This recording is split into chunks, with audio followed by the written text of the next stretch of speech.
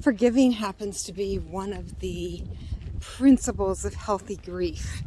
And when we forgive others in our grief and loss story, it does significant things to set our hearts and minds free from the bitterness and the resentment, the blame, even the hatred and anger we have towards others in our grief and loss story. But I had another thought about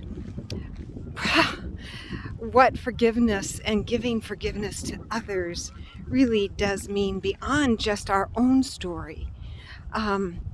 It actually helps us to align with how the kingdom of God operates. And so when we forgive another person, that's an act of God and grace. It's a miracle and it's transformative, but it also helps for us to understand that we are more aligned to how God operates in his kingdom. So here's the idea. How many times can we forgive others?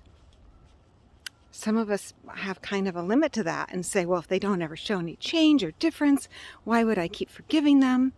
But that's not the point that Jesus said when he said, to forgive 7 times 70. It's a countless number. So let me ask you this question. How many times can we be offended by other people? That's a pretty countless opportunity as well. We can be offended countless times by others.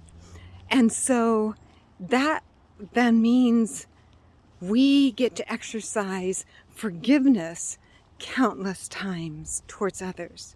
Now, I need to be really clear that forgiveness does not mean restitution or reestablishing a relationship if there is something dangerous or abusive in that person. We need to set clear boundaries and be safe. But forgiveness is what we do for our own hearts to set ourselves free from the bitterness and the anger and the hatred towards someone else. And sometimes we can forgive and be forgiving towards someone, and then years or months later, those old memories kind of come back up again. And it's another opportunity for us to re-forgive. So forgiveness is not like a once-in-a-lifetime event.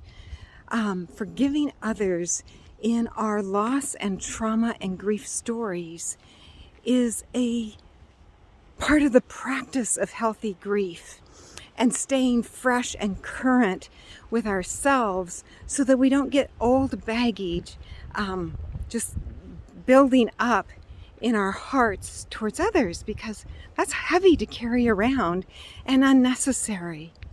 So I hope this little ideas about how forgiveness and forgiving others in our grief story can be beneficial to you. And if it's so, just please let me know.